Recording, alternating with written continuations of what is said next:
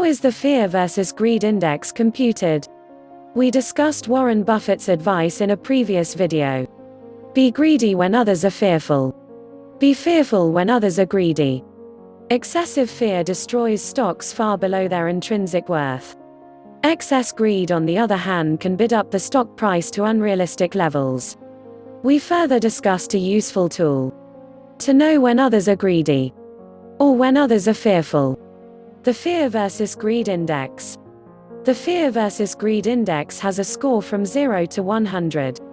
The lower the rating, the more fearful the investors. The higher the rating, the more greedy the investors. We learned how the Fear versus Greed Index can help you identify optimal entry and exit points. So, what's behind the black box?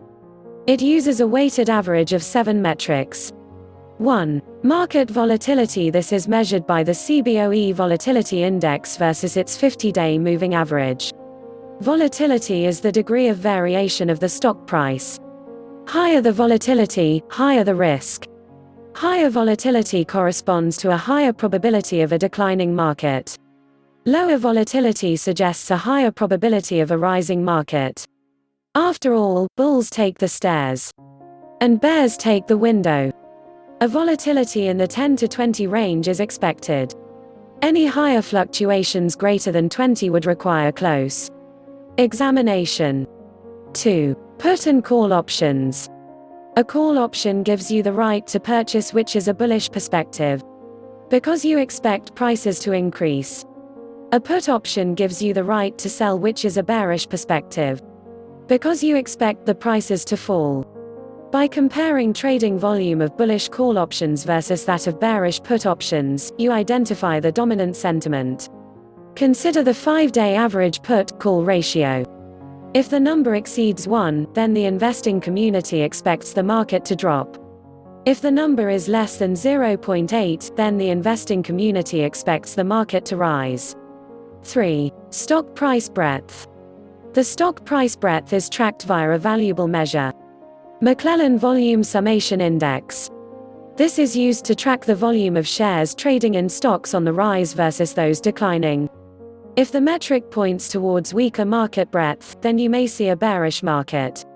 If the metric points towards stronger market breadth, then you may see a bullish market. 4. Safe haven demand. Tracking the difference in the 20-day stock versus bond returns identifies the relative value of stocks versus treasuries.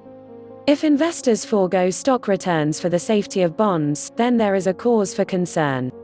5. Stock price strength. This metric considers the net new 52-week highs and lows on the NYSE. If net new metric is more than 5%, then consider bull market. Strategies. The moment the net new metric falls below 0%, shift to bear market strategies. 6. Stock price momentum. The metric tracks the S&P 500 (SPX) versus its 125-day moving average. As long as the metric is above the 125-day moving average, all is well. If it falls below the moving average, you need to keep a closer eye on your portfolio. 7. Junk bond demand. This metric tracks the spread between yields on investment-grade bonds and junk bonds.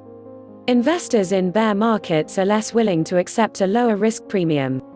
They demand higher percentage points in additional yield over safer investment-grade corporate bonds. These are the 7 metrics. For each indicator, look at the deviation from the average relative value. Is this deviation normal? If not, maybe it's time to sell the greed or buy the fear. There may be other metrics that you can use to better track fear versus greed. The important element is to have a reference that you can use to monitor your portfolio. So, what are your fear versus greed go-to metrics? If you found this video helpful, please hit the like button and subscribe. Your encouragement will motivate us to create more such videos going forward.